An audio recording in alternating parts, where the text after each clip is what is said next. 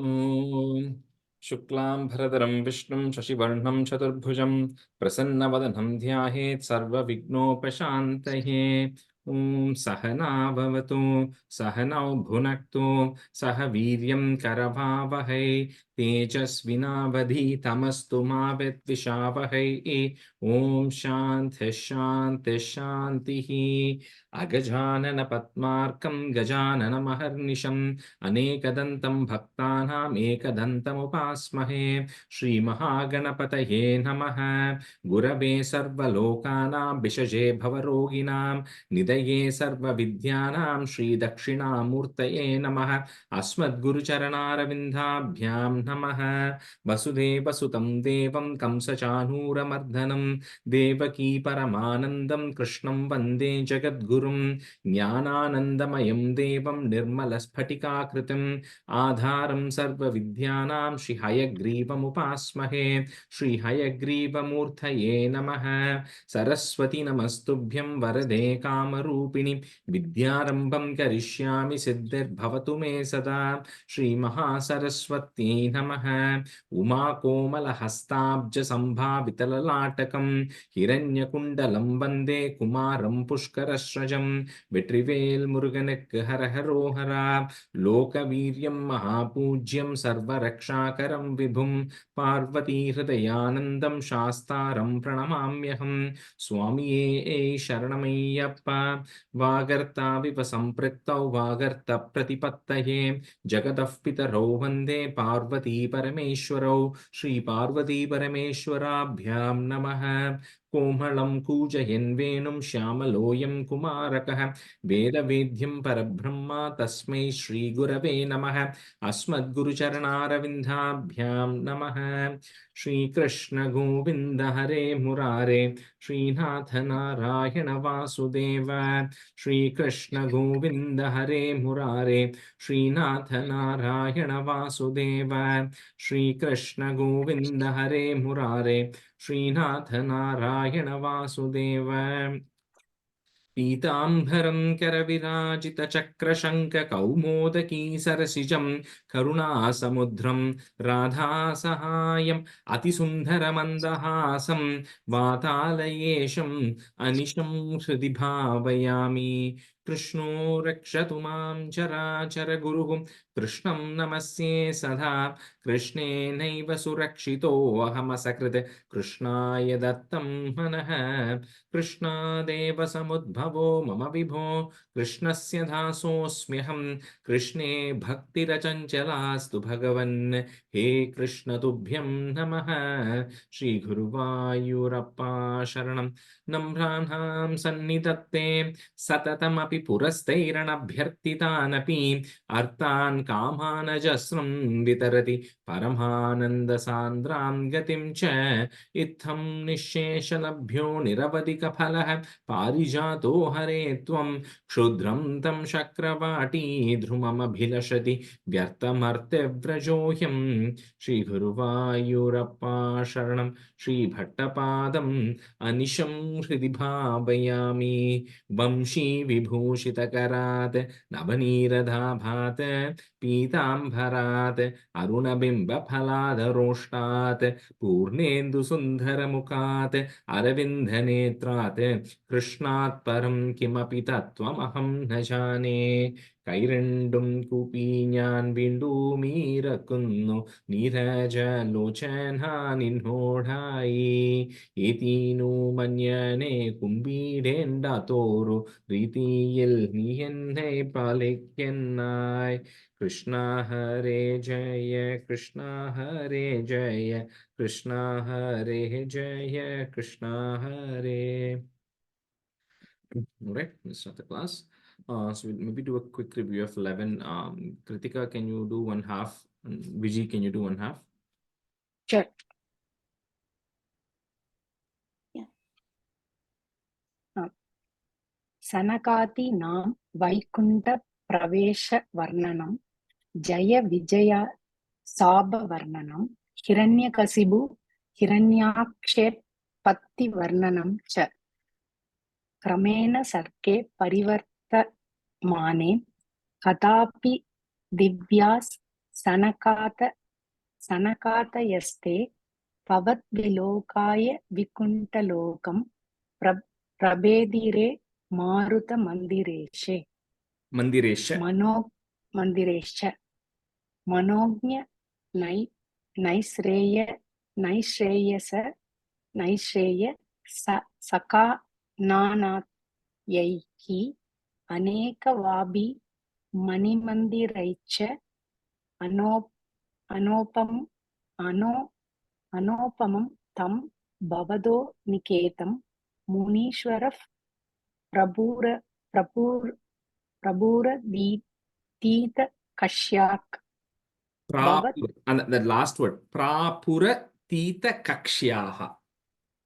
प्रापुरतीत कश्याक.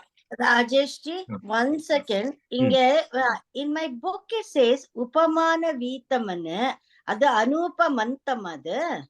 Anupamam Tam. Anupamam Tam. Anupamam Tam. Yeah. Okay, thank you. Bavad Drikshin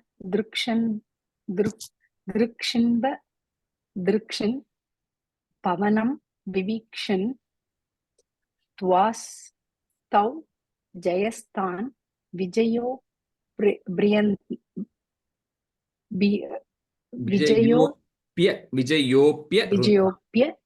Vijayopya Rundam Desham Cha Chitte Patama Gopaha Sarvam Bhavat Prere Naiva Bhuman Vaikunta Loka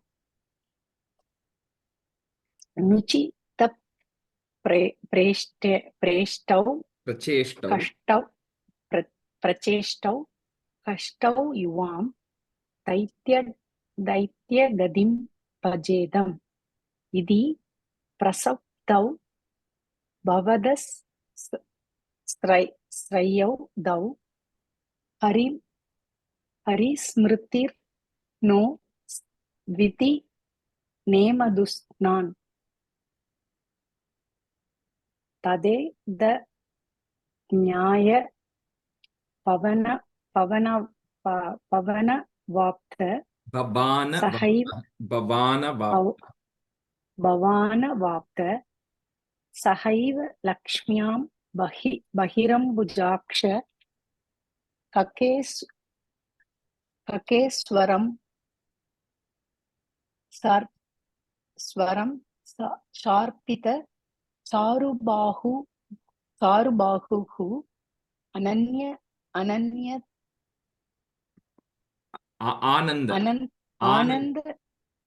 Anandayamsa Stanabi Rama Murtaye. Murtya. Yeah. Okay, you can switch there, which you can go. Prasadya Kirbihi Stuvato Munindrananya Natavata Parshadau Tau Sampram Yogena Pavaistri Virma Mupeta Mityatakrupam Nyakatihi. And the Bhavaistri Bhirmam, then there is a pause, okay? Sambramba Yogena Bhavaistri Bhirmam, and then pause. Upeta Mityat. Upeta Mityatakrupam Nyakatihi. Sampram Yokam. Next, Tvadiya. என்னோட bookல actually இதுக்கப்புறம் இதுதான் வருது. What do you have? I have the book actually, Sriman Narayaneeyam. But what do you have? Book. I have only the 6th stanza. Samprampa yogam krota veshena samvrutto yaha shamati rokakrada tenanu banto priti krito yoga. Okay. I don't know, maybe something is, you may have to sync up with that. So, why don't you just finish the rest? But we should just sync up with the text, right? With the recording, right? And see why there is a discrepancy. Okay. Ritiji, you just want to complete the rest, 6 to 10?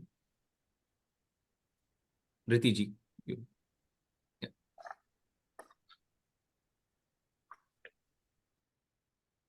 Todiya Prithyavata Kashyapatau Surarivira Buditau Ditau Dyau Sandhya Samutpadana Kashtachestau Yamau Salokasya Yama Vivanyau Hiranyapurva Kasipu Kilaikaha Paro Hiranyaksha Iti Pratitaha Upha Upavannatham Aseshalokam Rushanyaruntham Nijavasananthau Tayor Hiranyaksha Mahasurendro Ranaya Thavannana Vapta Vairi Bhavat Priyam Kshmam Salile Nimajya Chachara Garvadvinadan Gadavan Tato Jaleshat Sadrisham Bhavantam Nishamya Babhrama Gaveshayam Stvam Bhaktaika Drishyasya Kripanithetvam Niruntirogan Marudalayesha. Okay, so let's continue with Dasakam 12. We had stopped at stanza 5, right? So we'll start with 6. We'll continue from 6. So Sashi Rekha ji, you can be a student, and Mridula ji, you can be a student first half. Okay. So stanza 6.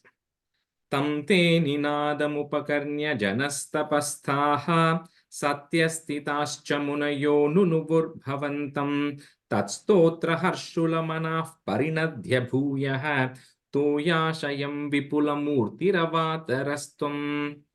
So we saw in the previous class how when Swayambhuva Manu was about to begin the process of creation in this earth, he then suddenly saw that the earth was not ready. Right, it was filled with water, it was displaced, right? So he said, I cannot create when it is a situation like that. So he goes to Brahma, and then Brahma is praying to the Lord. So when Brahma is praying to the Lord, then we saw from his Brahma's nostril first came, a small baby like boar, which was the size of a thumb. Then that then started growing in size. So then Brahma, then everybody was wondering, what is this thing which has just come from a nostril, but it has becoming massive in size. And then we saw how that then becomes bigger and bigger, and then it starts emitting a roar. So this talks about how this boar, which is now really growing in size and then making this noise everywhere. All the sages, the Brahma and Marichi and all Brahma's children who were present there at the time, so they did not feel threatened by it. Although it was a very terrifying roar and a terrifying size and a terrifying look, none of them felt threatened by it because they know that this is the Lord himself. Nobody else can come like this from Brahma's nostril and then take up a size like this. So they knew it is the Supreme Lord. It's maybe one of his incarnations which is happening. And so they did not feel threatened. And then in the Janaloka, so Janas Tapastaha, the Janaloka, Tapaloka, and other regions where all these realized souls are there, all these sages are there, they also could hear the noise. That was how the size of the boar was and the noise it was making. So even they could hear that, and then they also came to the realization, okay, the Lord has taken an incarnation. That's what is happening. So this massive sized boar now then started going down. So remember, it came out of Brahma's nostril in Satyaloka. So it is at the very top. And we said that the earth is displayed in the Garbhodakashayi ocean, which is there at the very bottom where the Garbhodakashayi Vishnu is, right? So this boar is a massive size. So it starts going down the Brahmanda. So Tamte Ninadam Upakarnya Janas Tapastaha, Satyastithascha Munayo Nunuvur Bhavantam Tat Totra Harshulamanaha, put a F, Harshulamanaaf, Parinadhya Bhuyaha, put a Visargan comma there, Bhuyaha. Next line is goes away.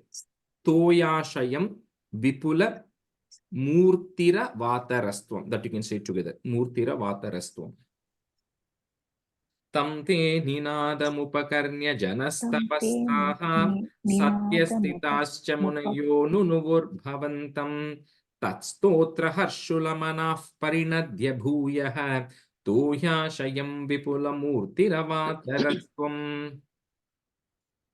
Tamte Ninadam Upakarnya Janastapasthaha सत्यस्थिताश्च मुनयो नुनुर्भवन्तं तत्स्तोत्रहर्षुलमनाः परिणद्य भूयः तोयाशयं विपुलम् ऊर्तिरवातरस्त्वं तं ते निनादम् उपकर्ण्य जनस्तपस्थाः सत्यस्थिताश्च मुनयो नुनुर्भवन्तं तत्स्तोत्रहर्षुलमनाः परिणद्य भूयः तोयाशयं विपुलम् ऊर्तिरवातरस्त्वम् तं ते निदानमुपकर्ण्यजनस्तपस्ताः सत्यस्थिताश्च मुनयो नुनुवुर्भवन्तं तत्स्तोत्रहर्षुलमनाः परिणध्य भूयः तोयोशयं विपुलमूर्तिरवातरस्त्वं तं Fourth line. Toyashayam. तोयाशयं विपुलमूर्तिरवातरस्त्वं thank you तं ते निनादमुपकर्ण्यजनस्तपस्ताः सत्यस्थिताश्च मुनयो नुनुपुर्भवन्तं तत्स्तोत्रहर्षुलमनाः परिणत्य भूयः तोयाशयं विपुलमूर्तिरवातरस्त्वं. So Chirika Guru, I just wanted to correct, I think when you were saying, I forgot to correct it. You said Vipula Murtir. You said it's Vipula Murtir Avataras. Okay. Okay, I was thinking It's the about form. that. Okay. Thank you. Corrected, then I forgot. Okay. Stanza.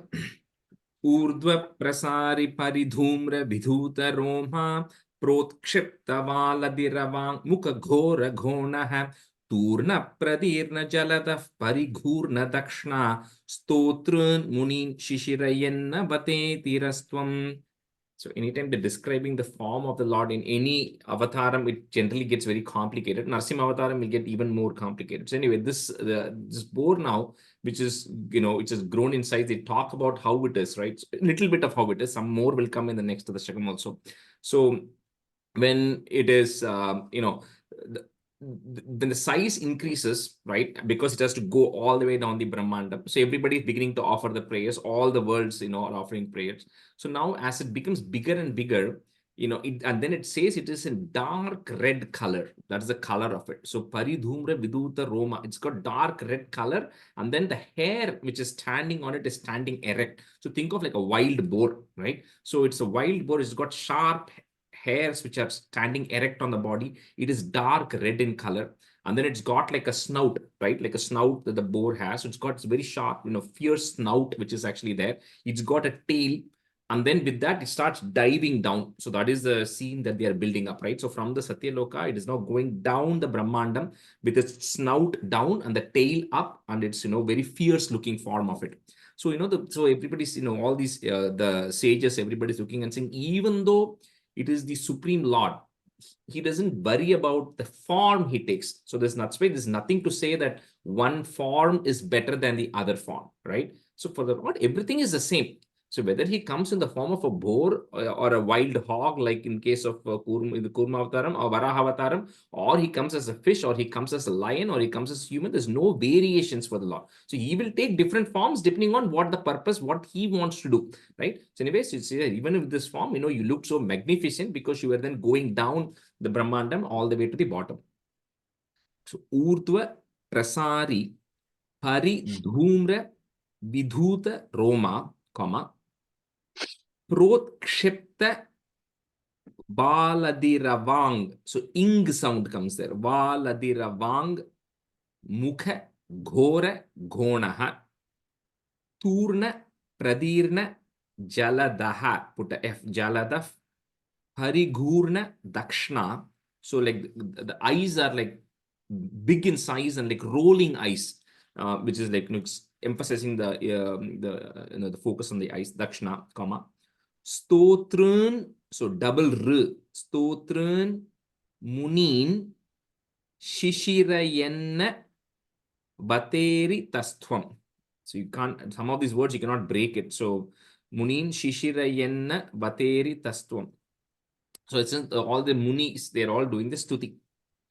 Urdhva Prasari Paridhumra Vidhuta Roma Protkshipta Valadiravang Mukha Ghora Ghonaha Turna pradirna jalada parigurna dakshna stotrun munin shishirayenna vate ritatvam. I think, hold on, I have got a different book today, so I don't know if it's Tastvam or Tattvam. Let me just check. I also, Rajesh, எனக்கு கூட தத்துவம்னு தான் இருக்கு. Yeah, let me just check one second. Now I got a smaller condensed book for the trial. என் புக்ல துவம்மன் இருக்குப்பா. துவம் Tattvam, right? இல்ல துவம்மன் இருக்கு. துவம். It may say some is an inna vateri taha tvam must be there. So it means that's where that is comes to be. துவம். அதான் துவம். துவம். Yeah, in one second. Yeah, so in Shishirayenna vateri tatvam. Yeah, so there's no is there. Sorry. So I had marked this. So Stotran munin Shishirayenna vateri tatvam. Okay. Udha prasari paridhumra vidhuta roma protkshriptavala dhiravang mukha ghora ghonah tuna pradena jaladaf pariguna dakshna stotran munin shishirayannavateri tattvam udha prasari paridhumra vidhuta roma protkshriptavala dhiravang mukha ghora ghonah Tuna pradena jaladaf parigurna dakshna stotran munin shishirayannavateri tattvam. Urdhva prasari paridhruma vidhutaroma pretshiptavala vagmuga khora khonaha turna pratirna jalada Parikurna Dashna Stotrun Muninan Shishirayannavateri Tattvam. The second line, Mridulaji, Protkshipt. Okay. Protkshipt. Yeah, Protkshipt. Thank you. Urdhva prasari paridhumra vidhutaroma Protshiptavala dhiravagmukha khora khonaha Turna pratirna jaladah parikurna dashna stotrun muninan shishirayannavateri tastvam shishirayannavateri tattvam. I have shishirayannavateri tha as in katha and then tvam. Correct. Shishirayannavateri tattvam. Okay. The tvam is a separate you. That's meaning you, Yes. right? So the tvam is a separate word. That's it. Okay. So just one correction in the second line, right? So you might have valadiravak if you have ik by any chance, right? Because that's how I was hearing you say that. Because that ma is coming later, it becomes a ing sound. Okay. So protshipta valadiravang ing. Okay. Okay. Protshiptavala thiravang mukha. Yeah, correct. Exactly. Thank you. Next one. Antarjalam tadanu sankulanakra brahmyattimingila kalushor mimalam avishya bhishanaraveena rasatalastan akampayan vasumatim agaveshayastvam. So like if you remember that 14 words, after that, the Bhuloka, the earthly plane, right? Not just the earth, but the earthly plane that is there. Then you have Atala, Vitala, Sutala, Talatala, Mahatala, Rasatala, Patala, right? Those are the other 6 words which are at the bottom. So at the very bottom is this Garbhodakashayi Vishnu who is lying. And I'll keep saying this so that you can get it in your mind also. And from his nabhi is coming that lotus flower or the bud, which forms the 14 words Brahmandam, and on the top Brahma is sitting, right? So now the very bottom on which the Vishnu is residing is that Vishnu is called as a Garbhodakashayi Vishnu. That ocean or that they refer to it as ocean. It may be water, may not be water, I don't know. It could be just inert mass, right? But that is called as a Garbhodaka ocean. So this earth has been displaced all the way there. So when the Varahavataram is going all the way from Satyaloka, going deep down, and it is going through all these regions, finally it is entering into Rasathala, which is almost the second last region, right? So when it enters into the Rasatalam, it says Avishya Bhishana Ravena. So when you're entering into Rasatalam, you are entering with such ferocious noise, right? That all the inhabitants of Rasatala who are there are getting very terrified. So, because they've never heard such a noise before, and you are now very aggressively going down, about to reach the very, very bottom of the Garbhodakashayi ocean, looking for Vasumati. Vasumati means earth. So Vasumati means looking for the earth. You were almost there, and the people of Rasatala were beginning to panic, listening to the sound that was actually coming out. So Antar Jalam Tadanu Sankula Nakra Chakram, Brahmyat Timingila Kulam. You can break that. Brahmyat Timingila Kulam Kalushor Mimalam Avishya Bhishana Ravena Rasatalastan. Put a in at the end of that line and comma. Rasatalastan, comma. Next line, the na becomes a. Akampayan Basumatim. You can break it at the ma. That will make it easier. Basumatim Agavesha Yastwam. That will be easier to say. Basumatim Agavesha Yastwam. Antarjalam Tadanu Sankula Nakra Chakram Bhramyattimingila Kalushor Mimalam Avishya Bhishana Ravena Rasatalastan Akampayan Vasumati Magaveshayastvam. Antarjalam tadanu sankulanakra chakram Bhramyattimingila kalushormimalam Avishishana ravena rasatalastan Akampayan vasumati magaveshayastvam. Antarjalam tadanu sankulanakra chakram Bhramyattimingila kalushormimalam Avishya Bhishana Ravena Rasatalastan Akampayan Vasumati Magaveshayastvam. Antarjalam Tadanu Sankulanakra Chakram Brahmyattimingila Kalushormimalam Avishya Bhishana Ravena Rasatalastan Akampayan Vasumatim Avageshayastvam. Agaveshayastvam. It's a soft da, aga, right? Yes, it's first the Agaveshayastvam. Vasumatim agaveshayastvam. No. So there's no va there. Okay, if you have a va, you can remove it. Okay, it's my error in the book. It is Vasumatim im Agavesha. Agaveshayastvam. Okay. So it's Vasumati, Vasumatim. Yeah. agaveshayastvam. Correct. Thank you. Andarjalam tadanu samkulan akrachakram Bhramyattimingalakulam kalushormimalam Avishya Bhishana Ravena Rasatalastan Akampayan Vasumatim Agaveshayastvam. Stanza 9. Drishtva tadaityahatakena rasatalante sambeshitam jhatiti kuta kitir vibhotvam apatukana viganaya surarikhetan damstrankurena vasudam adata salilam.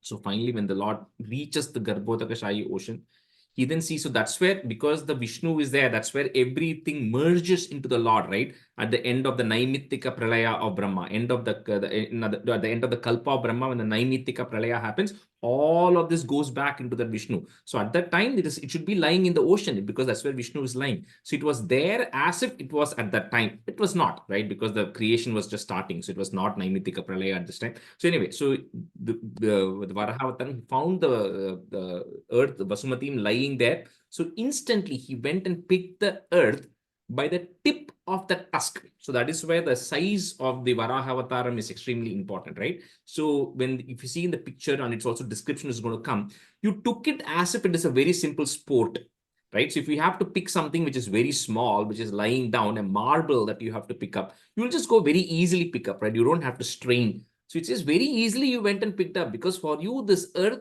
Vasumati was sitting at the tip of your tusk of the boar. That is how small the earth was relative to the size of the Varaha Avataram. So it was as if Damstrang Kuren at the end of your tip of your tusk, you picked it up as if it was just a very simple tool for you, right? And you picked it up immediately because the Hiranyaksha is going to come next, right? So the Lord has to battle with it. So Drishtwata Daitya Hatakena Rasatalante, Samveshitam Jhatiti Kuta Kitir Vibho Tvam Apatu Kan Abhiganaya. You don't have to break it. Apatu Kana Viganaya. So it's a half ya and a full ya. Viganaya. Surari Khetan, Damstrangkurena Vasudam. Again, you can break it that ma, it will be easier. Vasudam Adadhaha is there. Put the is to join. So Vasudam Adadhas Salilam. Drishtva tadaitya hatakena rasatalante samveshitam jhatiti kuta kitir vibhotvam apatu kana viganaya surari khetan damstrangkurena vasudam adadha salilam. दृष्ट्वा तदैत्य हतकेन रसातलान्ते संवेशितां झटिति कूटकिटिर्विभो त्वम् आपातुकान् विगणय्य सुरारिखेतान् दंष्ट्रान्कुरेण वसुधाम् अदधाः सलीलम् दृष्ट्वा तदैत्य हतकेन रसातलान्ते संवेशितां झटिति कूटकिटिर्विभो त्वम् आपातुकान् विगणय्य सुरारिखेतान् दंष्ट्रान्कुरेण वसुधाम् अदधाः सलीलम् दृष्ट्वा तदैत्यहतकेन रसातलान्ते संवेशितां झटिति कूटकिटिर्विभोत्वम् आपादुकान् विगणय्य सुरारिखेतान् दंष्ट्राङ्कुरेण वसुधामतता सलिलम्. Oh, it's not the water, it's the salilam. Yeah, Salilam. That as a sport, like Leelai. Okay, thank you. Drishtva dadaitya rasatalande samveshitam jhatati kuda kidirvipotvam apadukana viganaya surari khetan dramshtangurena vasudam adadassalilam. The fourth line, first word, Damstrangkuren. I think you said dra. It's a da. That the ra sound comes in the ta. Damstrangkuren. Damstrangurena. I'll get Correct, it eventually. correct. Thank you. Second time when you said dra. It's just I did. Yeah. Thank you. Stanza 10. Abhyudharannatadharam dasanagralagna mustankurankita ivadhikapivaraatma uddhuta ghora salila jalade rudanchan krida varaha vapurishwara pahiroghat. So it's just summarizing this, right? It says, oh Guruvayurappa, because that's what Bhattripad always addresses him. He says, oh Lord, you, he says, right? So he says, oh Guruvayurappa, you took this avataram, right? Because Guruvayurappa is none other than the Supreme Brahman, the Lord Narayana, who then takes the avataram. So he says, you took this avataram as a varaha, as a boar, to lift the earth, to Vasumati, to lift it as if it was just a piece of grass which is stuck to your tusk. So Mustan Kurankita Ivadika Piva. It's a very small, it's as if it was like a blade of grass which was stuck to your tusk. You very easily lifted it, and then you emerged from this in the Garbhotaka Shahi ocean in a gigantic form. He says, oh, that Varaha, please eradicate me. Please eradicate all Pahiroga, eradicate all the ailments and diseases for me. So Abhyudharannatha. So there's double dha, double na coming there. Abhyudharannatha. Dharam. Dashanagra Lagna, and then put a plus. Mustankurankita Ivadhika Pivaratma. So those two lines go together. Uddhuta Ghora Salilaj Jalader Udhanchan. If you want to break, or you can say it together. Jalader Udhanchan. So Uddhuta Ghora Salilaj Jaladerudhanchan, comma, Krida Varaha Vapurishwara Pahi Rogat. Abhyudharannath dharam Dashanagra Lagna Mustankurankita Imadhika Pivaratma Uddhuta Ghora Salila Jalade Rudanchan Kridha Varaha Vapurishwara Pahi Rogat. अभ्युत्तरन्नथ धरां दशनाग्रलग्न मुष्टान् कुराङ्कित इवाधिकपीवरात्मा उद्धूत घोर Salila जलधेरुदञ्चान दञ्चन, it's दञ्चन, right? Danchan, yeah. दञ्चन क्रीडा वराह वपुरीश्वर पाहि रोगात् अभ्युद्धरन्नथ धरां दशनाग्रलग्न मुष्टान् कुराङ्कित इवाधिकपीवरात्मा उद्धूत घोर सलिला जलधेरुदञ्चन दञ्चन क्रीडा वराह वपुरीश्वर पाहि रोगात्. So the last two things. One is the second line, first word. Mustankura is a first ta. Okay. Mustan. Okay. And then the third line, right? Jalade Rudanchan. That's it. If you want to say Danchan, that's okay. But the word is just in, right? So Jalade Rudanchan. Okay. Abhyuttarannath dharam Dashanagralagna Mustangurangida Ivatika Pivaratma Uddhuta Khora Salila Jaladheradunjan Krida Varaha Vapurishwara Pahirogat. The third line, Jaladheru. The U sound is there. Jalader Udhanchan. So it's Jalader Udhanchan. Salila Jaladherudanjan. Yeah. Thank you. Abhyuttarannath Dashanagralagna Mustangurangida Ivatika Piparatma Uddhuta Gora Salila Jaladerudanjan Krida Varaha Vapurishwara Pahirogat. Krishnaya Parabrahmane Namaha. Okay, so we'll go to Dasakam 13, which is a continuation of this. It's Hiranyaksha Vada Varnana. So it's getting rid of Hiranyaksha. So this will follow the 4-liner tune, okay? Hiranyaksham Tavad Varada Bhavadanveshana Param Charantam Samvarte Payasi Nija Jangha Parimite Bhavat Bhakto Gatva Kapatapatu Dhir Narada Munihi Shanai Ruche Nandan Danujamapi Nindam Stava Balam.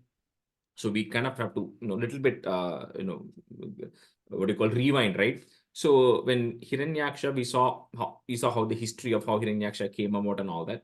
So when Hiranyaksha was roaming around, and then that's when he found out that he did not have a match, right? So he went to Varuna, and Varuna said the only match for you is Narayana. So he started disrupting everything.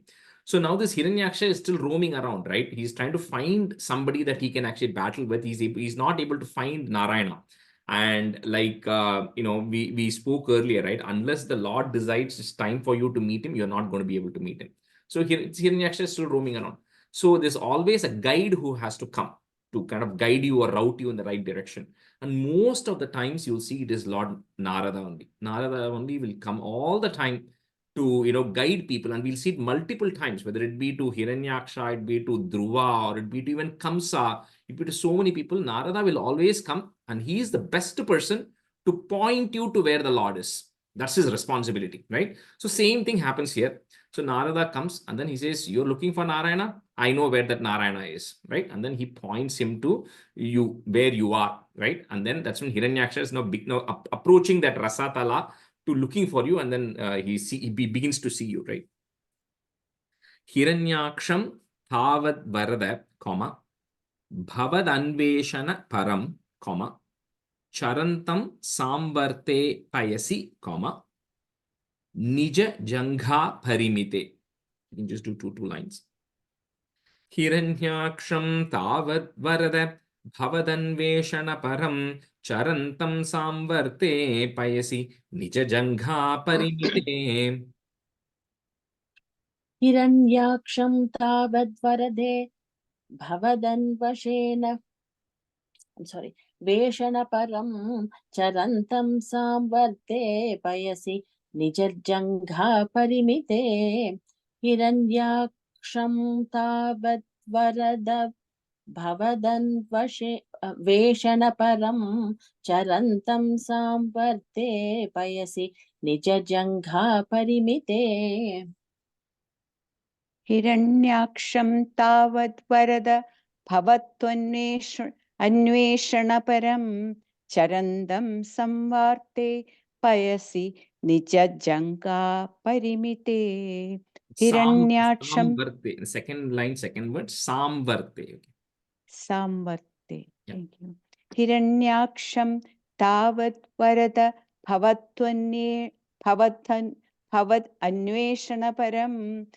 It's easier if I break it up, right? Yeah, Is yeah, it Bhavat bhavat? Anveshana. That's the right break also if you want to. Oh, I see. Yeah. Okay, that'll make it easy. Anveshanam, right? Yeah, Anveshanam. Think. Yes, inquiry. Okay.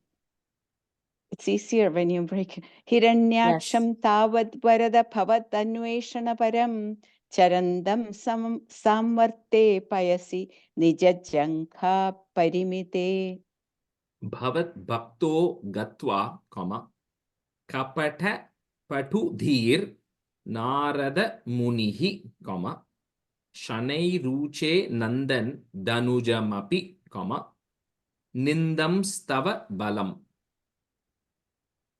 Bhavat bhakto gatva kapata patu dhir narada munihi shanai ruche nandan danujamapi nindam stava balam. Bhavad bhakto gatva kapata patudhir narada munihi shanairuche nandan danujamapi nindam stava balam. Bhavad bhakto gatva kapata patudhir narada munihi shanairuche nandan danujamapi nindam stava balam. Bhavat bhakto gatva kapata patudir narada munihi shanairuje nandan danujamapi nindam stava phalam nindam stava balam. Bhavat bhakto gatva kapata padudir narada munihi shanairuje nandan danujamapi nindam stava phalam. That's it. Samayavi Vishnur Harati Bhavadiyam Vasumati Prabho Kashtam Kashtam Kimidamiti Tena Bigatitaha Nadan Kwasau Kwasaviti Samunina Darshita Patho Bhavantam Samprapate Dharani Dharamudyantamudakaat. So anytime you're going, you're to talk to somebody who's maybe a little irrational, like Hiranyaksha, so you have to, of course, praise them and then put your opponent down. So that's what Narada also does. He says, Hiranyaksha, you are so strong. You are such a capable person, right? This Narayana, he's not as strong as you are. Because only then Hiranyaksha will get excited. So he says, Narayana is not as strong as you are. But you know what he is? He is a Mayavi. So what he has done is, this Vasumati, the earth, which is yours, you have control over it, and you were able to displace it. What this Narayana is doing is he is going and taking it away from you. So, which is very unfair because you are the one who is the owner of that entire planet, but Narayana is taking control of it.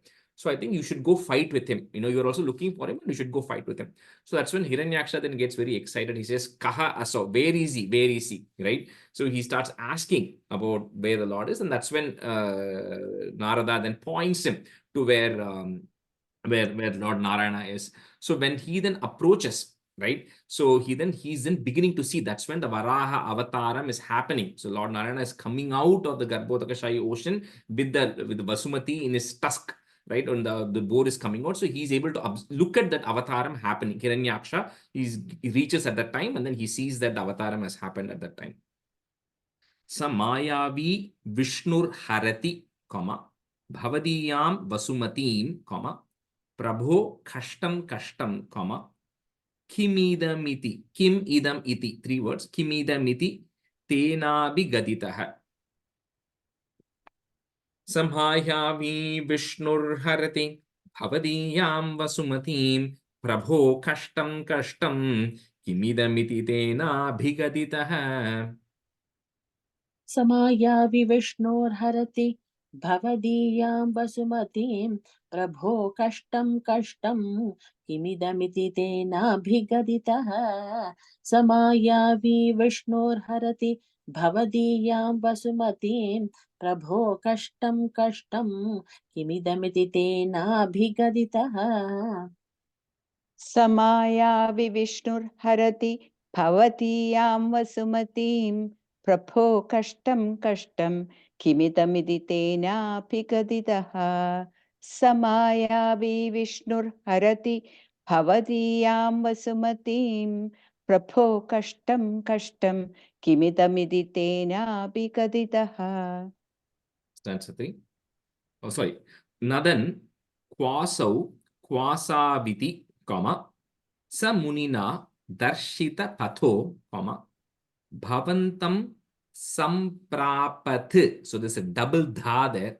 We are first going to put a it. Samprapath, comma. The next one starts with a dha. Dharanidhara, Dharanidharam, Udyantam Udakat. 3 words there. Dharanidharam, Udyantam Udakat.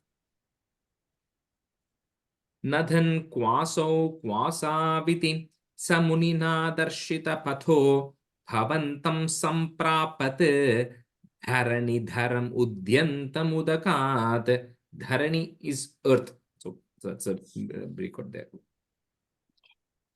नदन् क्वासौ क्वासा नदन् क्वासौ क्वासाविति समुनिना दर्शितपथो भवन्तं सम्प्रापत्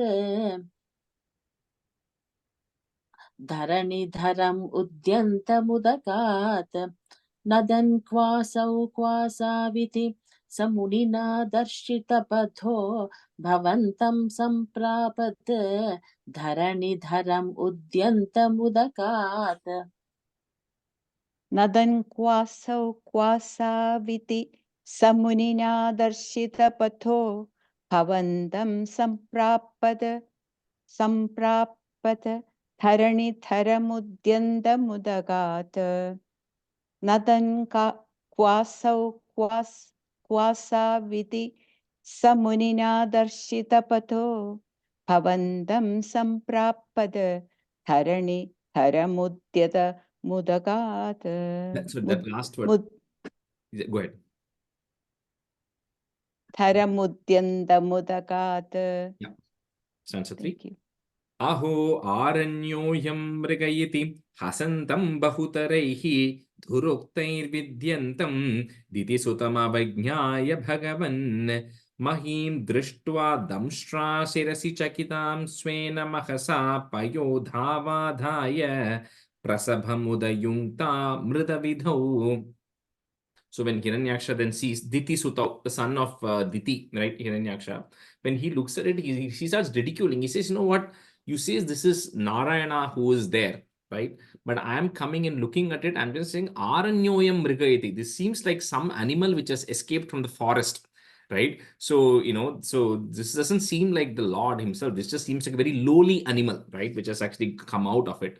And he then goes on to chastise, right? So he says that this earth, I have taken control of this earth, and now you are taking it away from this. And then, you may have done this, you may have killed some other asuras in the past, but you cannot escape from me. So he starts arguing, and he starts kind of belittling and bad-mouthing, right? And says that, I'm going to, he says, the moment you fall dead, because I'm going to kill you, the moment you fall dead, then all the things, all the asuras are going to get completely freed, and the devas are going to get into trouble. And then he just starts all that, and he also starts ridiculing, saying that, I thought you'll be some great lord, you'll be in some great form, but you're coming in the form of like a very ordinary creature, right? So I feel like, indignified to even fight with you, right? So he starts fighting all of these things. However, the Lord does not respond anything, because he doesn't argue back with him. So because he's first carrying the earth.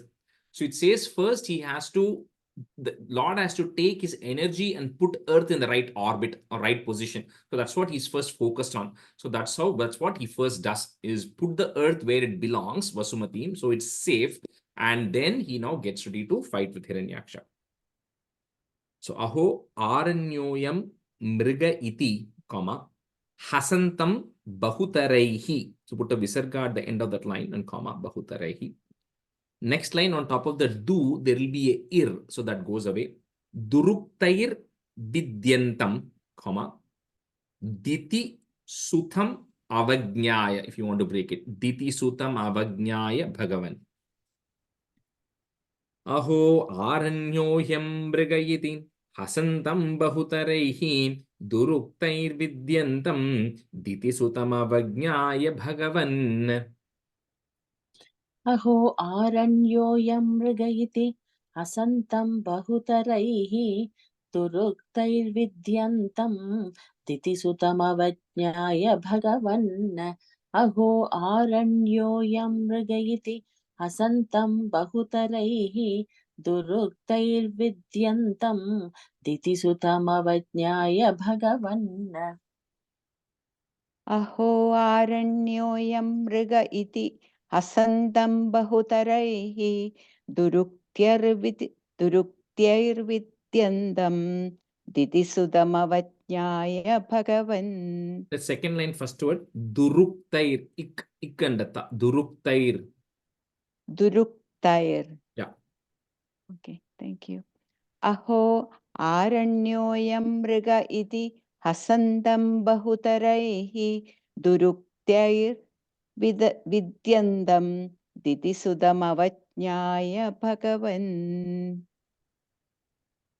Mahim drishtva damshtra shirasi. So it's a tra coming. The damshtra shirasi chakitam swena mahasa. So the whole line is continuous, and put a plus. Payo dhavadhaya, and then put a comma. So whole of the third line, and then payo dhavadhaya, comma. Prasabham udayunkta. You can break at that ma. Prasabham udayunkta mrida vidhau. Mahim drishtva damshtra shirasi chakitam swena mahasa payo dhavadhaya prasabham udayunkta mrida vidhau. Mahim drishtva damshtra shirasi chakitam svena mahasa payodhavadhaya rasabhamuda yungta mridha vidhau. Mahim drishtva damshtra shirasi chakitam svena mahasa payodhavadhaya rasabhamuda yungta mridha vidhau. Mahim drishtva dramshta shirasi chakitam swena mahasa payota vadhaya prasabamudayunkta mritavithau. Mahim drishtva damshtra shirasi chakitam swena mahasa payota vadhaya prasabamudayunkta mritavithau. Okay, we'll switch halfway. Radha, you can be student. Bhuvana, you can be student. Stanza 4. Gada panau dhaitye tomapi hi grihitonnata gado niyuddhena kridan ghata ghata ragod gustaviyata rana lokautsukyan milati surasange drutamahum nirundhyaha sandhyada pratamamiti dhatra jagadishe. So now, when you first make sure the earth is fine, and then the Lord decides that it's time to now battle with Hiranyaksha. So they both then start fighting, right? And even generally in most of these battles, when that happens, even in Krishna Avataram also, it will go on for a while, because Lord wants to keep just playing with it, right? Till he decides the time is right. So they both keep battling for a really long time. So when this battle is going on, so at that time, Brahma and all the other people who have come, because they've all come to see the avataram of the Lord. So they all come there, and Brahma then again addresses the Lord Narayana, because suddenly this boar comes out of Brahma's nostrils and it's gone, and it's now taking care of the earth, it's fighting Hiranyaksha. Brahma never got a chance to thank the Lord or do any prayers, right? So he then goes and does prayers to the Lord, stuti to the Lord, saying that, this Asura has been a constant pain for us, right? And, he's been constantly harassing all this, as you know. And now, and primarily because Hiranyaksha has got a boon from Brahma only, that, that it's not going to be easy to kill him. So it's just because of my boon only, he's become very strong and has been harassing, and he's been looking for the right opponent. So you, O Lord, of course, there's no doubt you can actually defeat him. There's no doubt about it at all. But however, remember, that there are certain time by which the Asuras become more powerful. So he says, don't drag the battle too long, because then suddenly it might come to a point that the Asura will get even more powerful. But again, Brahma is praying, saying, put an end to this. Don't wait, right? Don't delay this, and put an end to this immediately. So Gada Panau Daitye, Twamapihi Grihitonatha. So double Grihitonatha Gado, Niyuddhena Kridan, Ghata Ghatarabodh Gushtaviyata. So Gata Ghatarabodh Gushtaviyata. Gada Panau Daitye Twamapihi Grihitonnata Gadho Niyuddhena Kridan Ghata Ghatarabodh Gushtaviyata.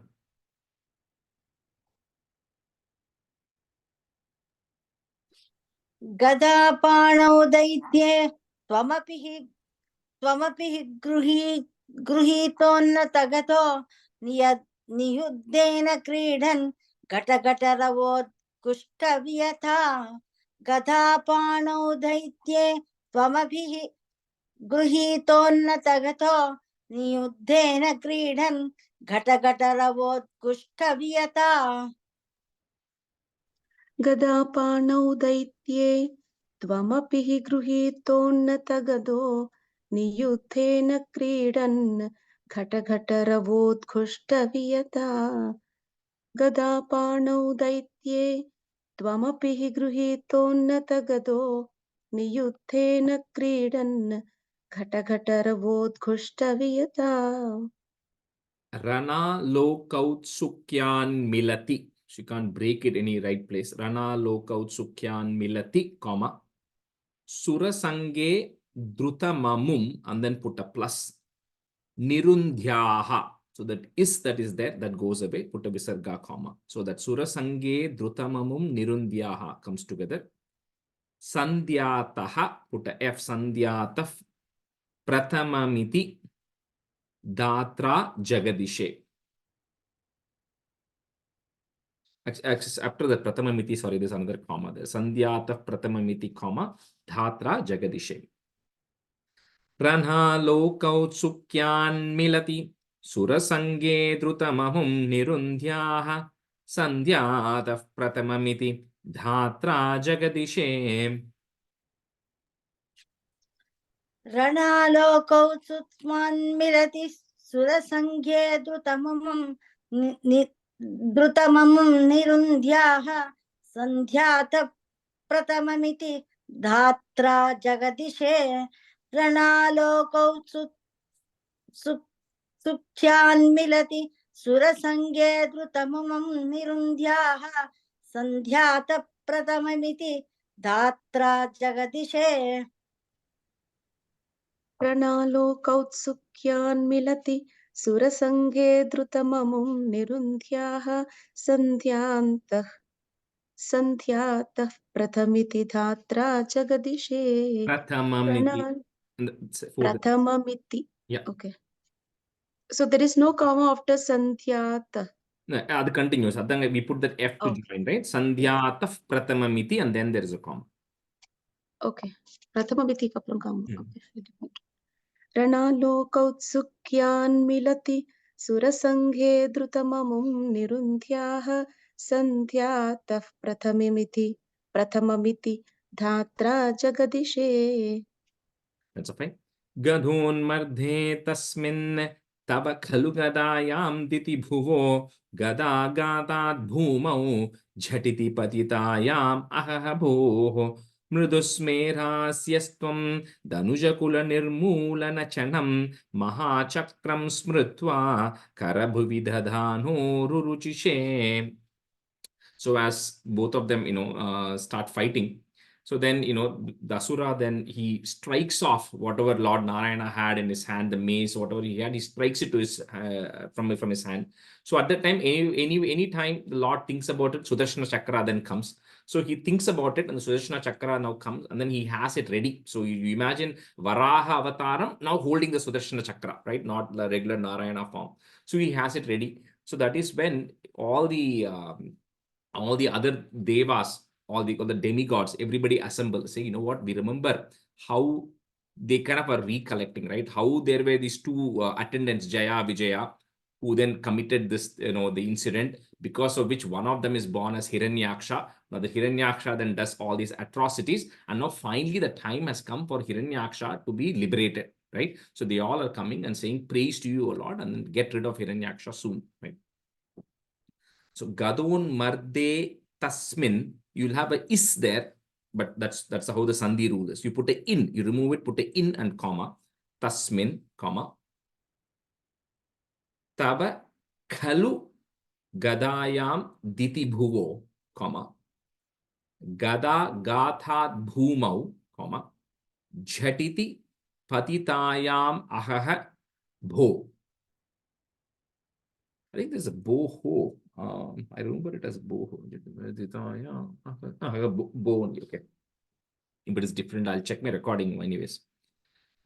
Gadon Mardhe Tasmin Thava Khalu Gadayam Diti Bhuvo Gada Gatat Bhumau Jhatiti Patitayam Ahaha Bho. Gadon madhye tasmin tava kalu gadayam diti bhuvo gadha ghatat bhumau jhatati patitayam ahabo. Jhatiti Patitayam. Just say it. Jhatati Jhatiti. Yeah, correct. jhatati patitayam ahabo. Gadon madhye tasmin tava kalu gadayam diti bhuvo gadha ghatat bhumau jhatati patitayam ahabo. Do you have a boho in your book, Radha, or do you have just bo? Boho. Boho, Boho. right? Okay, all right, that's fine. Okay. Then yeah, it must be bo, because that's how I remember it, but somehow my old book doesn't have the visarga there. Oh, இங்க உங்ககிட்ட இது phone இருக்கா? Bo. Yeah, I think it's boho only, because that's how when I was saying it, that's what came when I said. So that must be the right one, but I'll anyway confirm, I'll check my recording and confirm. Okay. I have a visarga in my book. Yeah, I think boho is the right one then. It must be the right I one. think your muscle memory is correct. Yeah, it's correct, because I bought my smaller condensed book for the travel. So when I read it as boho, then I look at the book, there's no visarga there, but boho is the right one then. तदोन्मत्ते तस्मिन् तव खलु गदायां दिति भुवो गदाद्याताद् भूमौ झटिति पतितायाम् अहह भोः. And the second line, Gadonmat- sorry, for a second, second line, one of first word, Gada Ghathad Bhumau. Oh, it's okay. Yeah, it's ga. Correct. I didn't notice. गदोन्मर्ते तस्मिन् तव खलु गदायां दिति भुवो गदाघाताद् भूमौ झटिति पतितायाम् अहह भोः. Mridus Meras Yastvam, comma, Danuja Kula Nirmula Nachanam, comma, Mahachakram Smritva, comma, Kara Bhuvi Dhadano Ruruchishe. Mridusmerasyastvam Danujakula Nirmula Nachanam Mahachakram Smritva Karabhuvi Dadhano Ruruchishe. मृदुस्मेरातस्त्वं धनुजकुलनिर्मूलनचनं महाचक्रं श्रुत्वा करभुवि ददानो रुरुचिषे. मृदुस्मेरातस्त्वं धनुजकुलनिर्मूलनचनं. And the first word, Radha, Merasyastvam. मृदुस्मेरायस्त्वं धनुजकुल Merasyastvam. नेरास्यस्त्वं Correct. कुलनिर्मूलनचनं महाचक्रं स्मृत्वा करभुवि ददानो रुचिषे मृदुस्मेरास्यस्त्वं धनुजकुलनिर्मूलनचनं महाचक्रं स्मृत्वा करभुवि दधानोरुचिषे मृदुस्मेरास्यस्त्वं धनुजकुलनिर्मूलनचनं महाचक्रं स्मृत्वा करभुवि दधानोरुचिषे. Next line, next answer. Tatashulam kala pratimarushi daitye visrujati tvai chindatyena karakalita chakra praharanat samarushto mushtya sakhalu vidudam stvam samatanot galan maye mayaha tvai kila jahan mohanakari. So Mohanakarihi. So this Asura then, so this who's of course blessed with, he has a lot of power, right? Because Brahma has blessed him with unlimited power as well. So he then, tries to throw different things at you and at Narayana, which of course the Narayana Sudarshana Chakra then goes and destroys everything. So finally, when the Asura has nothing else to fight with, he says, you know what, I'm going to fight with my hand. So he then goes and starts hitting you, with this mushti. Right, Samarushto Mushtya. So he then starts hitting you and then fighting with the hand, which happens in a lot of the things. So even in the Devi Mahatmyam, of course, I think some people are not on the line here. People who have learned Devi Mahatmyam, in the first chapter itself, when the fight happens, it happens with hand only. So anyway, so he then goes and with Mushti, he then starts hitting and then fighting with it. And then the Asura, because he's also very powerful, he also does a lot of illusions he creates. So I'll say that in the next stanza, but he creates different illusions. But Bhattacharya says, you are the one who's Jagan Mohanakari. You are the one in whose Maya the whole world is existing. So how can he then try to trick you into doing certain things? So you, of course, Narayana, are not going to get tricked with what the Asura is trying to, create illusions here. Tataha, put a ish, tatash shulam kala pratimarushi, comma, daitye visrijati, comma, tvai chindatyenat, comma, kara kalita chakra praharanat. Tatashulam kala pratimarushi daitye visrujati tvai chindatyenat kara kalita chakra praharanat.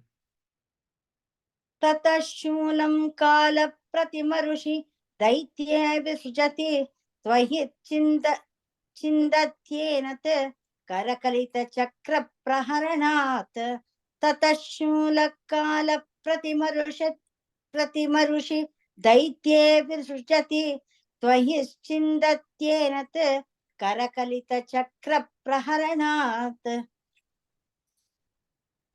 ततः शूलं कालप्रतिमऋषि दैत्ये विसृजति त्वयि छिन्दत्येन करकलितचक्रप्रहरणात् ततः शूलं कालप्रतिमऋषि दैत्ये विसृजति त्वयि छिन्दत्येन करकलितचक्रप्रहरणात्.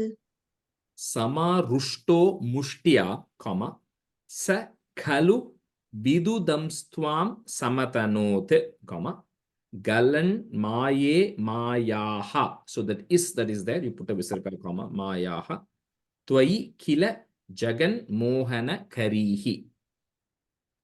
Samharushto mushtya sakhalu vidudam stvam samatanote galan maye mayaha tvai kila jagan mohanakarihi. Samarushto mushtya sakalu vidudam stvam samatanot galan maye mayaha tvai kila jagan mohanakarihi. Samarushto mushtya sakalu vidudam stvam samatanot galan maye mayaha tvai kila jagan mohanakarihi. समारुष्टो मुष्ट्यान् सकलु विदुदं स्त्वां समतनोत् गलन्माये मायाः त्वयि किल जगन्मोहनकरीः समारुष्टो मुष्ट्यान् सकलु विदुदं स्त्वां समतनोत् गलन्माये मायाः त्वयि किल जगन्मोहनकरीः. That's right. Bhavachakra jyotishkanalavanipatena vidute tato maya chakre vitata ghana roshandhamanasam gharishtabirmushti prakrutibihi avignantamasuram karagrena swena shravanapadamule niravadhihi. So he does different Maya illusions he creates. So like fierce wind is blowing from all directions. There's darkness which is actually happening everywhere. There's dust everywhere. Hailstorms coming, like stones coming from everywhere. So all these different illusions and everything he actually creates. So when this getting created, talks very nicely about how, if you remember, when Diti was pregnant with Hiranyaksha and Hiranyakashipu, there was like darkness everywhere, right? And that's when we're talking about the Devas are wondering what is happening. So similar kind of darkness was happening, as if it was going to be the end of the world. So at that time, Diti remembers in her mind, right? You know what? When this happened, and Kashyapa Muni had told me that Narayana is going to come and get rid of the evil things that my children are doing, right? So she remembers. Anyway, so at this point, now there's an interesting, some books may have swapadangushtena, some books will have karagrena swena. So all it is saying is, in Bhagavatam, it very simply says, the Lord, you slap him at the bottom of his ear, right? That's where you hit the Asura, at the bottom of his ear. Now, it's a boar, right? Or so you can think of it as the first two things which are there. You could think of it as hands, or you can think of it as feet, however you want to interpret. That's why some of these books will have two different things. Some of them will say, with your feet, you hit him at the bottom of his ear. Some of them will say, with your hand, you hit at the bottom of this ear. Either way, it doesn't matter, right? But I'll tell you what we are going to use. So we are going to use hand. So I'll fix it if you have swapadangushtena, if you have it, we'll change it. But anyway, the point is, the Lord hits him at the bottom of his ear, and that's going to be the end of the Asura. So we'll see what happens then. Bhavach chakra jyotish khana lavani patena vidute, comma. So that whole line is together. Tato maya chakre, comma, vitatha ghana roshandha manasam. Bhavachakra jyotish kanalavani patena vidute tato maya chakre vitata ghana roshandhamanasam. भवश्चक्रज्योतिष्कणलवनिपातेन विदुते ततो माया चक्रे वितत घनरोषान्दमनसम् भवश्चक्रज्योतिष्कणलवनपातेन विदुते ततो माया चक्रे वितत घनरोषान्दमनसम्. First line, kanalavani patena. Kanalava-nipaten. Right. Thank you. भवच्चक्रज्योतिष्कणलवनिपातेन विधुते ततो मायाचक्रे विततघनरोषान्धमनसम्. भवच्चक्रज्योतिष्कणलवनिपातेन विधुते ततो मायाचक्रे विततघनरोषान्धमनसम्. Garishtabhir mushti prahriti bhihi. So the ra that is there, you put a visarga, remove that ra, put a visarga, comma. Garishtabhir mushti prahriti bhihi, comma. Next word starts with a a. Abhignantam asuram, comma. So here is where, if you have swapadangushtena, if any of you have that in your book, swapadangushtena, which means from with your feet, you change it to karagrena swena. So karagrena swena, comma, shravana padamule niravadihi. So that remains constant. Garishtabhirmushti prahrutibihi abhignantamasuram karagrena swena shravana padamule niravadihi. Karangasvena svena shravana padamule niravadihi. Yeah, karagrena swena. Okay. Kara is hand, agrena, the tip of your hand. So kara, grena, swena. Why can't be it's pada? You can use both are correct, like I said, but like when I learned it, I learned it as kara grena. So when I teach it as kara grena. So if you when in a group, everybody's going to say kara grena, you will say padangushtena. So that's the only reason. Otherwise, you can use padangushtena. It's totally fine. Like I said, it Is means the there a same thing. difference in the meaning, Anga? Yeah. Meaning, The meaning, what like is in Bhagavatam, it doesn't say hand or feet. It just says you hit him at the bottom of your ear. So it doesn't matter if you say you hit him at the bottom of his ear with your hand or your feet, because it's a bore. So the first two, which is there, it could be used as a hand. It can also be used as a feet. So it's however you want to interpret that, right? So there's no right or wrong on this. That's why it is. Oh, okay. So may I ask what Bhattadiri wrote? No, that's what Do we know? only we don't know the original version. Like, and I'm saying, when I say two versions, depending on the Narayaneeyam book you pick, you'll have two versions. I'm not saying there are two versions. I'm saying in one of my Narayaneeyam book, it will have Kara Grena Swena. In one Narayaneeyam book, it will get Padang Gushtena. Right? So all I'm saying is nobody knows what originally Bhattadiri wrote, but the various publications have two versions of it. We don't know at what point it became two versions. Right? And that's where I always go reference Bhagavatam. Bhagavatam doesn't have any reference of either of it. It just says you hit. And it's a bore. How will it hit? It'll hit with the front limb. Pause. If you use it that way. It hits with the front limb. For the front limb, you call it a hand or a leg. Doesn't matter. It doesn't make a big difference. So that's all. Garishtarmirmushtir prabhuhi abhignantam masuram swapad karangashtena svena shravana padamule niravadihi. Rather, kara grena swena. Karag Kara grena swena. Grena. Okay. I wrote it something else. Okay.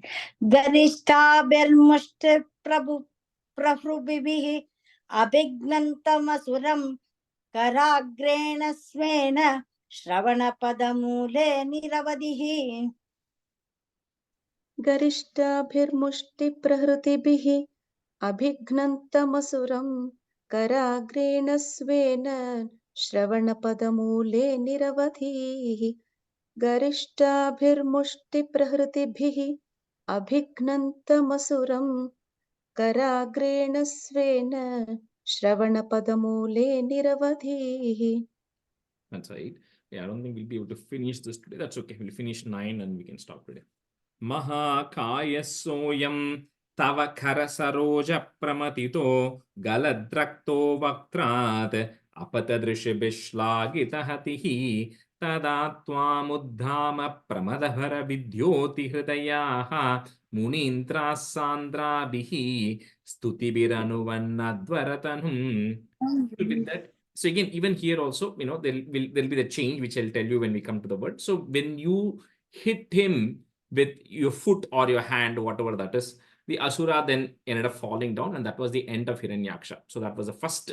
He has to go through three births. So first one is done for Jaya, right? So that's the end of Hiranyaksha. When all this happens, all the sages who came there, and then they were all extremely happy because Hiranyaksha was troubling them. So they start praising you.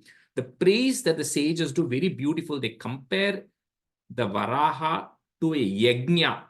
That's why it's called Yajna Varaha Murti, you must have heard. So that is going to come in the next stanza as to what the comparison of the Lord's body to an actual Yajna which is getting performed. So they kind of compare all. Anyway, we'll see that in the next stanza. So with that, they praise you, right? We're comparing you with singing your praises. Mahakaya soyam, comma, Tava. Again, here, you will have Charanapata Pramatito, for those of you whose books go with the foot option. So we remove that Charanapata, you remove that. Tava Kara Saroja, which means with your lotus-like hands. Tava Kara Saroja Pramatito, comma, Galadrakto Vakrath So the that is there, you put the it first. Vakrat, comma. Next word starts with a a. Apatha drishibihi. So you put the ish to join. Apatha drishibish shlagita hatihi. Mahakayasoyam tava kara saroja pramatito galadrakto vakrat apata drishabhishlagita hatihi.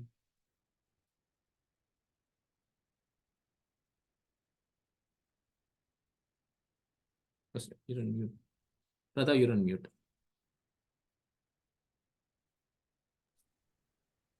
Mahakaya soyam tava karasarojam matito gadadrokto vaktraha apata drushti vishlangita hatihi. Vaktrat, the second line. Vaktrat apata drushti vishlangita hatihi. Mahakaya soyam tava karasarojam matito gadadrokto vaktraha Vaktrat apata drushti vishlangita hatihi. महाकाय सोऽयं तव करसरोज प्रमथि तव करसरोज प्रमथितो गलद्रक्तो वक्त्रात् अपतदृशिभिः श्लाघितहतिः महाकाय सोऽयं तव करसरोज प्रमथितो गलद्रक्तो वक्त्रात् अपतदृशिभिः श्लाघितहतिः Tada Twam Uddama Pramadabhara Vidyoti Hridayaha. You may not have a visarga at the end. You can just put it there. Hridayaha, comma. So that line is together. That line. Munindra Sandrabihi, comma. So the next one, little bit of a tongue twister. I'll try to break it. Stutibhir Anuvan Advaratanu. 3 words there. Stutibhir Anuvan Advaratanu. That's the 3 different words in there. But if you're able to say it together, you can say it together also. Tada Twamuddhama Pramadabhara Vidyoti Hridayaha Munindra Sandra Bihi Stutibhiranuvan Advaratanum. Tada tvamuddhana pramada bharata vidod hrudayaha munindra sandrabihi stutibhiranuvan dvanarata Stutibhiranuvan stutibhiran avan Advaratanum. Three, break it into 3 words. Stutibhir stutibhir Anuvan anuvan Advaratanum. advaratanum tada tvamuddhama pramada bhara vidod hrudayaha munindra sandrabihi stutibhiran anuvan advaratanum. The third line, Vidyodya sound. Vidyoti Hridayaha. Vidyoti hrudayaha. It's going to be hard this. That's okay. तदा त्वामुत्ताम प्रमदभर विद्योति हृदयाः मुनीन्द्रासान्द्राभिः स्तुतिभिरनुवन्नध्वरतनुम् तदा त्वामुत्ताम प्रमदभर विद्योति हृदयाः मुनीन्द्रासान्द्राभिः स्तुतिभिरनुवन्नध्वरतनुम्. I think most of after this, until 24th, everything is super easy chapters, relatively very easy chapters. And 24 and 25, it will get a little hard. So, Rajesh, just one quick question. Is it Hridayaha or Hridaya? So Hridayaha. So when you say it along with that Munindra in the next line, there is no visarga. But if you're stopping there, then it becomes a visarga there. Got so you it. add Thank a visarga if you don't have it. Okay. So we can stop at hrudayaha and then munindra sandrabihi. Yeah, right? that's what we're doing. Yeah. Okay. That's what we did, right? Yeah. Hridayaha, and then we put a comma there, right? So if we End of the don't line. put visarga there, hrudaya munindraha appadi varada. See, in Sanskrit, it's like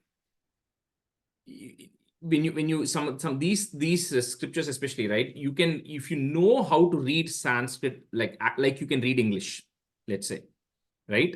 So then you can just read the whole thing continuously without even breaking anywhere, right? Because you can read the whole paragraph as one sentence, right? You read the whole thing as one, in which case some of these things may not be needed. But we are not doing it that way. We are trying to stick to a tune so that we can say it easily, right? And Adum, we are trying to break it so it's easier to even say that. So Adana, we when you break at the end of that line, certain places Visarga gets added, because that is how. இப்போ நீங்க சொன்ன ஹிருதயாக அப்புறமா முனீந்திராக சொல்றீங்களா? இப்படி இது Hridayaha, end of that line, and then Muni Indra Sandra Bihi. Okay. All right. So we do one last one. Line and we stop. Tvachit chando romaswapi kushaganaha chakshushi ghritam chaturhotaronghrau srugapi vadane chodara idha graha jihvayam te parapurusha karne chachamasaha vibho somo viryam varadagala deshe pyupasadaha. So this is nothing to explain. I'll just say what is here. So it says that Tvachi Chando, the skin, oh Lord, you're in your Varaha form. The skin of yours is the Chandas, is the Vedic meters of Vedas. Romaswapi Kushaganaha, the Roma, the hair which is on your body, is the Darba grass, which is actually used when you perform the Homam. You put the Darba grass around, right? It's a Darba grass. Chakshushi Ghritam, your eyes are like the ghee. It's like absorbing, right? So the eyes are like the ghee. Chatur Hota Angrau. So the 4 feet, or however you, like I said, 2 hands, 2 feet, however you want to think of it, right? The 4 feet of the boar. When you're doing the homam, there are 4 main priests who are there at the 4 corners of the Homa Gunda. So he says your 4 feet are the 4 priests who are there at the 4 corners of the Homa Gunda, which is there. Srugapi Vadane. So your face is the srug. The srug is the ladle which you use to offer the ghee into the Homa Gundam, right? It's called as a srug. So that your face is Srugapi Vadane. Chodara Ida. Chodara Cha Udara Ida. Your stomach is the vessel, which is where the main offerings are all kept in a big vessel, right? From where you then take and then you distribute it, right? And then you put the ghee. So your Udara, your stomach, is that big vessel, which is the Ida. Graha Jihvayamte, your Graha, which is your tongue. It is a soma, it's a part of nectar, which is actually there. Parapurusha Karnecha Chamasaha. So, you know, your eyes are all the ears, sorry, Karna. The ears, the vessels when you do the homam, and then you get some remainder from the homam, right? Which is like prasadam, which you put in different containers. So he says that is your ears, right? And then, you know, Galadeshe Pipasadaha. So you say your neck, you know, is that's the other thing, you know, less important things which are there for the homam place, things which you keep and everything is your neck. So it's a very briefly they're trying to describe that form of yours is like the, you know, Homa Gundam and the Homa and the Vedas themselves personified and all the yajna that we are doing. That is how the sages, I mean, there's a big description of the Lord. But Tripada is given a very condensed form. You go to Bhagavatam and look, there are like multiple stanzas which talk about this particular description, right? We'll stop here. We'll continue this stanza in the next class, okay? Because we're almost on time here. Sandhranandhavabodhatmakamanupamitam kaladeshavadebhyam nirmuktam nityamuktam nigamashatasahasrena nirbhasyamanam aspashtam drishtavatre punarurupurushartatmakam brahmatattvam tattavad bhati sakshat gurupavanapure hanta bhagyam jananam kahena vacha manasendriyerva buddhyatmana va prakrite swabhava Karhomi yatyat sakalam parasmai Narayanaayeti samarpayami. Thank you, everybody. See you next week. Thank you. Thank you. Thank you. Yeah.